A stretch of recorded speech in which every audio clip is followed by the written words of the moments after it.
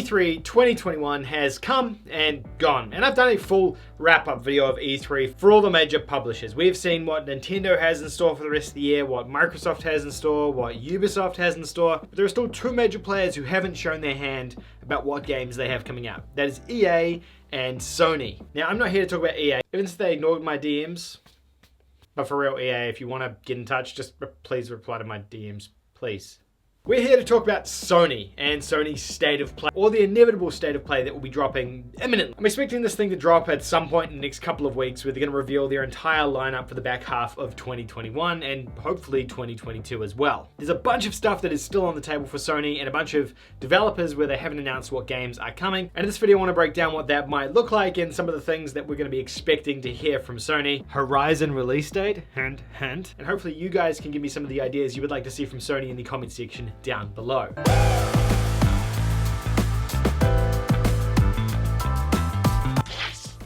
Guys, why haven't you subscribed yet? If you're not aware, we are working towards a 50,000 subscriber community goal for 2021. That's me and you, and I need everyone's help. If you can hit the subscribe button down below if you're not already subscribed, it would be immensely helpful for me and helping to grow this channel to 50,000 subscribers by the end of this year, because it's going to be a hard number to get to. Also, before we start, let me know what you would like to see from Sony from the next State of Play event. I'd really like to see your thoughts in the comment section down below, and then you can watch my thoughts for the rest of the video. All right, I've got a notebook where I've listed down all of the things I would like to see from Sony, along with all my video ideas for the next couple of months. We're not going to be talking about the video ideas because you guys will just tell me that the intro is too long and I need to get on with it. So, State of Play topic number 1, Horizon's release date. Horizon 2, we're going to call it Horizon 2 just to keep things really simple, but we're expecting a release date for this game. We saw an extended look at the game before E3 kicked off at the very beginning of June, which was awesome. It showed us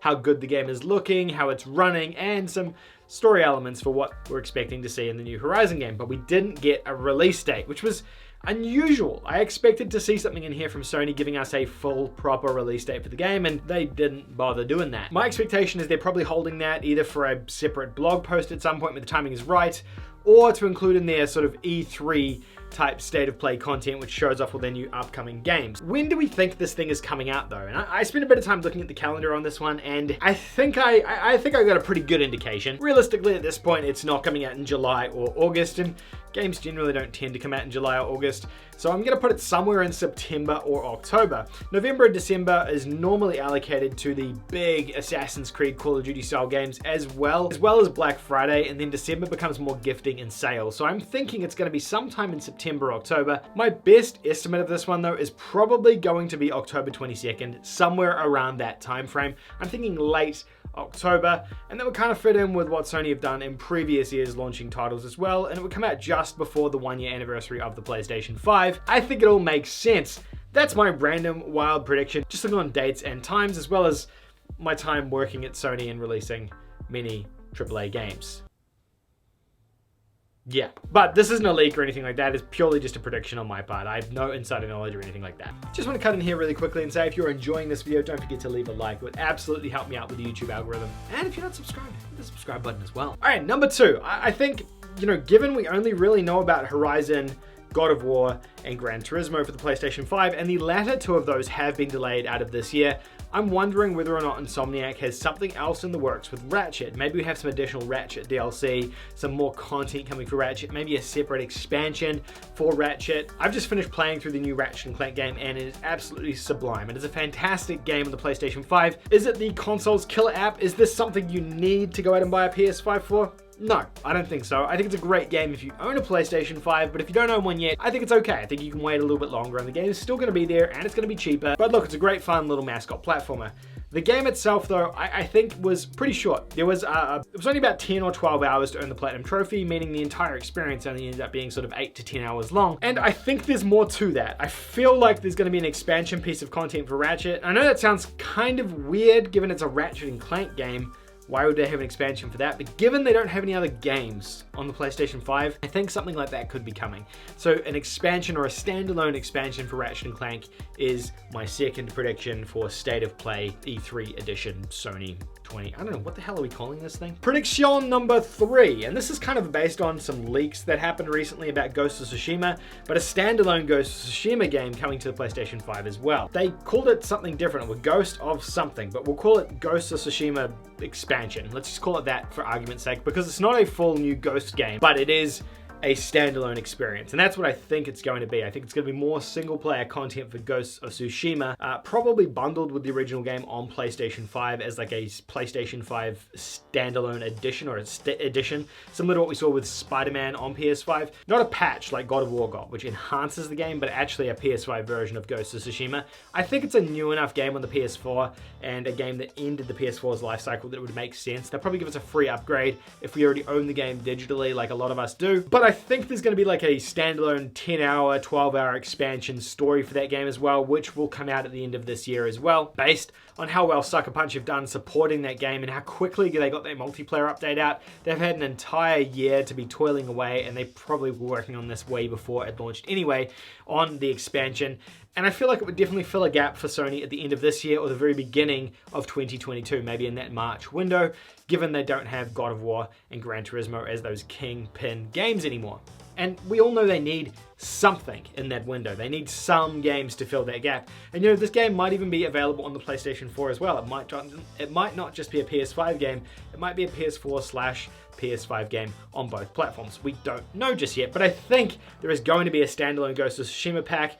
There have been rumors swirling about this over the past couple of weeks, and I think that's a realistic thing to expect announced and then released this year. Number 4, back to Insomniac. Insomniac are Sony's latest acquisition as a developer, and they have developed some absolute killer games over the past couple of years.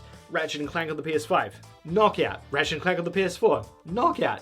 Spider-Man and Spider-Man Miles Morales, both absolutely phenomenal games. Straight out of the park with those ones. Great games. If you haven't played them, go and play them. They also developed a game for the Xbox called Sunset Overdrive. This was their opportunity to branch out from Sony and kind of be their own developer a little bit, not under someone's thumb. Microsoft gave them a bit more autonomy to make this, and it is a really cool open world third-person action game. It takes a lot of inspiration from Ratchet, from Infamous, I would say, as well.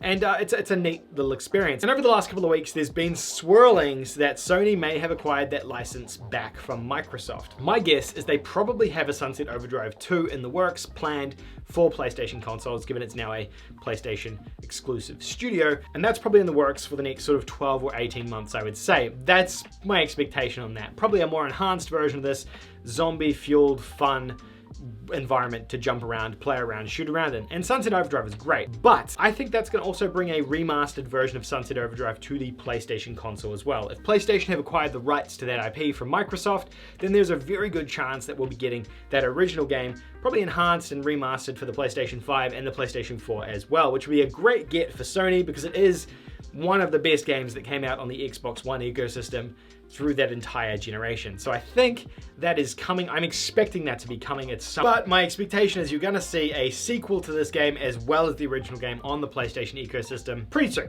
This generation at the very least. Okay, so people are probably saying at this point, what about God of War and what about Gran Turismo? I think those two games are going to sit on ice for a little bit longer. I think they're not ready to have dates and announcements made for them yet because both of them got pushed out of 2021 and into 2022.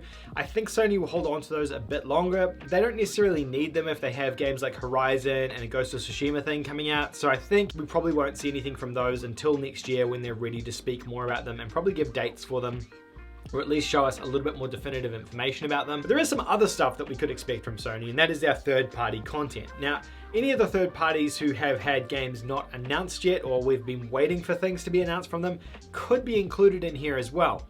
We had Ubisoft make a massive omission and not have anything to do with Splinter Cell in their conference.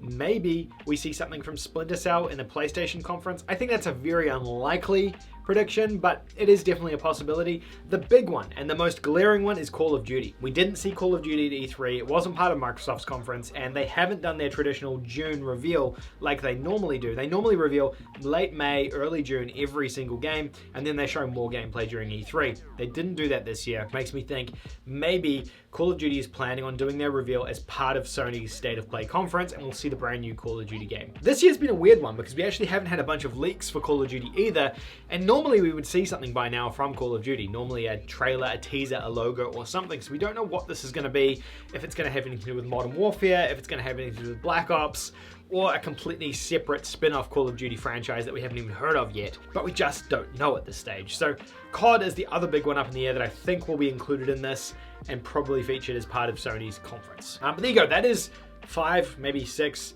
different predictions, thoughts, and ideas that I think Sony will include in their State of Play or their upcoming State of Play conference. But I want to know what you guys would like to see. Let me know in the comment section down below the kind of things you would like to see from Sony announced for the rest of 2021. Are there any specific announcements that you're really waiting for, that you're wanting from Sony, or are you not that fussed? Love to get everyone's thoughts in the comment section down below. If you're not already subscribed, remember we are working towards that 50,000 sub goal, so make sure you hit the subscribe button down below as well. Leave a like if you enjoyed this video, and if you didn't enjoy this video, leave a like. I'll see you guys all in the next one.